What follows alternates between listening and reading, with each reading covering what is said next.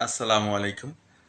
Hello বন্ধুরা, আমি আপনাদেরকে আজকে খুবই গুরুত্বপূর্ণ একটি তথ্য দিব, যেটা শুনলে আপনারা সবাই অবাক হবেন এবং অনেক বেশি উৎফুল্ল হবেন।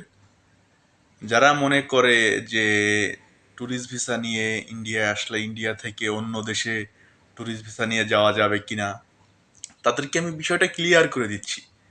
হ্যাঁ, আপনি যেতে পারবেন খুব খুব খুব সহজে।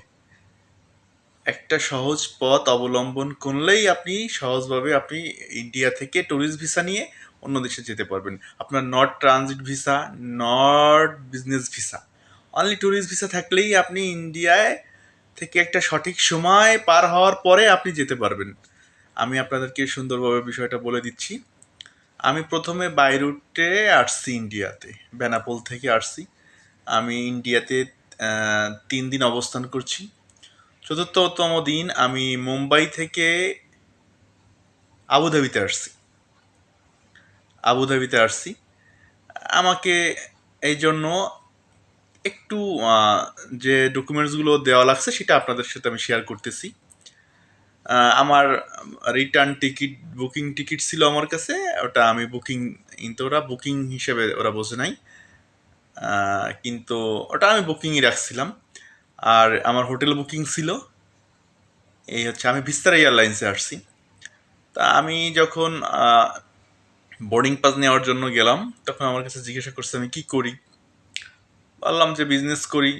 আমি আবুধাবি কেন যাচ্ছি জিজ্ঞাসা করলো, আমি বললাম ঘুরতে যাচ্ছি।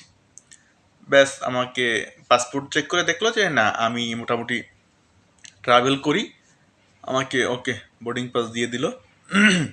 এরপরে ইমিগ্রেশনে আসলাম। ইমিগ্রেশনে আসার পরে আমার কাছে প্রশ্ন করলো আমি কেন যাচ্ছি। আমি বললাম ঘুরতে যাচ্ছি। আমি কি করি, আমি ব্যবসা করি। আমার রিটার্ন টিকিট আছে কিনা, আমি বললাম হ্যাঁ আছে। আমার বুকিং, হোটেল বুকিং আছে কিনা জিজ্ঞেস করলো, আমি বললাম হ্যাঁ আছে।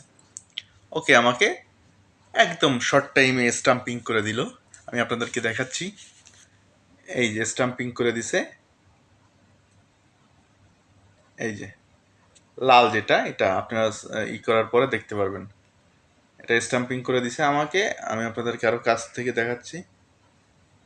আপনার স্ক্রিনশট দিয়ে এটা অল্টারনেট করে দেখেন, বা বাংলা মানে ভালো করে দেখবেন, এখন উল্টা দেখাচ্ছে। তা সুন্দরভাবে আমাকে ছেড়ে দিল। আমার বোর্ডিং পাসেও আপনার তারা সিল করে দিল। চলে আসলাম ইজিভাবে। তা আপনাদেরকে আমি বলতেছি, যারা ইন্ডিয়া থেকে অন্য দেশে ট্রাভেল করতে চান, ইন্ডিয়ায় আসবেন। 3 থেকে 4 দিন ইন্ডিয়াতে থাকবেন, ফুললি 3 দিন থাকবেন। চতুর্থ দিন আপনি যে কোনো দেশে ট্রাভেল করতে পারবেন, এতে কোনো সমস্যা হবে না। কলকাতা এয়ারপোর্ট থেকে হয়তো মাঝে মাঝে একটু ঝামেলা করে, কিন্তু আমার মুম্বাইতে কাজ ছিল, এই জন্য আমি মুম্বাই থেকে এই ফ্লাইটটা করছি। সবাই ভালো থাকবেন এবং নতুন নতুন ভিডিও আপনাদেরকে আপডেট দিব ভ্রমণমূলক। আমার চ্যানেলটি সাবস্ক্রাইব করবেন অনুগ্রহ করে। আসসালামু আলাইকুম।